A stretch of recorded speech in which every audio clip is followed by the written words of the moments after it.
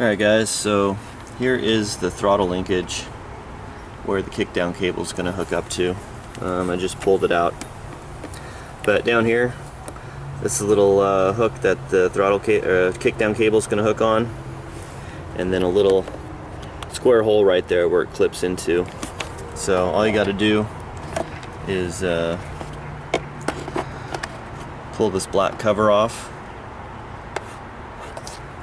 And there's a little plastic, looks like a screw, but it's not. It's I'll show you. It's a little wedge thing. You pop in there, and then it looks like a Phillips screw, but it's just a little plastic plug.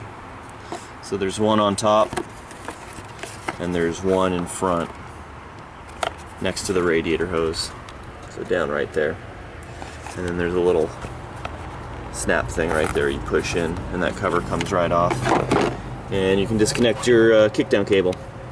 Alright, now moving inside the truck, I want it to remove, well, one, the gear select cable, shift cable, and the entire thing, the shifter and everything. So here's the bracket you'll end up removing. There's going to be 3 Torx bolts, so a hole there, and then a hole on top, and that's going to take a number 25 Torx bit. They don't give you a whole lot of room. One's right there, and the dash is in the way. And then if I can squeeze the camera in there, kind of hard to see, it's a little dark. The hole right here, and a little tight. So what I ended up doing, if I could find it, is I got my 3/8 drive Torx bit and ended up getting a 1/4 inch wrench and putting it on the end of it, just like that, and using it kind of like you're loosening a bolt. That's the only way. I couldn't fit my screwdriver or anything in there. Everything gets in the way. So then with the wiring, you're gonna have 2 plugs to undo. This one, it's an orange wire with a white tracer, and a black wire with an orange tracer. That's gonna plug into this, and this is your gear shift cable selector. So there's a switch right there, and that's what tells you whether you're in park, reverse, neutral, drive, all that stuff. And not sure what to do with this. I don't know if I have to keep this and say leave it in neutral and have this plugged in for my computer to work. So I'm going to keep all this stuff intact. I'm going to pull it out of the truck, but keep it. So if I have any problems with it starting, or I don't know. I also have on these Dodges with the automatics, like I said, mine's an 03. If I have it in reverse with the door open, it starts honking the horn to warn you to shut the door. So like when I back up to my trailer and I have the door not shut all the way, or I have it open just inching back to the hitch, it starts honking at me to tell me to shut my door. So I don't know if this has anything to do with it. So I don't want to be driving down the street and having my horn honk. So anyway, so we'll figure that out. The other connector, which is this guy, another orange white wire and a black with a brown tracer, that connects to, I'll show you the gear. This is your overdrive on and off, so that little button on the end, that's what that's for.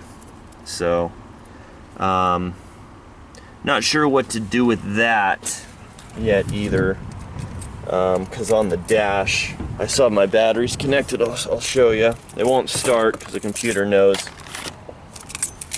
something's wrong because the transmission isn't hooked up. But I might have an overdrive light on. Let's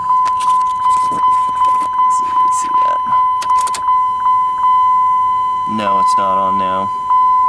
Oh, there you go. So overdrive is off, that's what it's saying. So I don't know, I guess I could live with that, I really don't care, to tell you the truth. But yeah, with no trans in it, turn the key. Nothing. So we're dead in the water till we reflash the computer. And that's about it. So there's only 3 screws to get this steering column thing off. One that got me was right here, right above your tilt column. There's a screw right there, and there's 2 more underneath. And those are Torx number 20 bit to unscrew those, and then it just pops off. And got my center console pulled out. Well, I didn't have a center console, but that's my little trim cover. Goes there. So I ended up finding, it goes the other way. I found one on eBay because with the shifter now, I can't use my drop down cup holders. So this is going to have to stay in the shut position.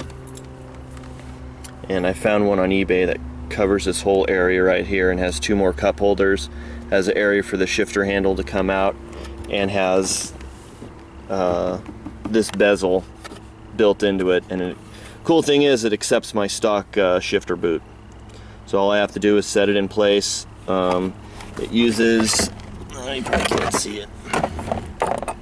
Here are the mounting holes. There's one up here, and there's a couple back here. So that new cup holder center console piece will end up using the same mounting holes. And I haven't test fit it yet, but it looks like it'll fit right up flush with the bottom of the dash. So, like it was meant for it. And I think that's it for inside the truck. So center console, the wiring, the shifter. That's about it. So I got the seat unbolted.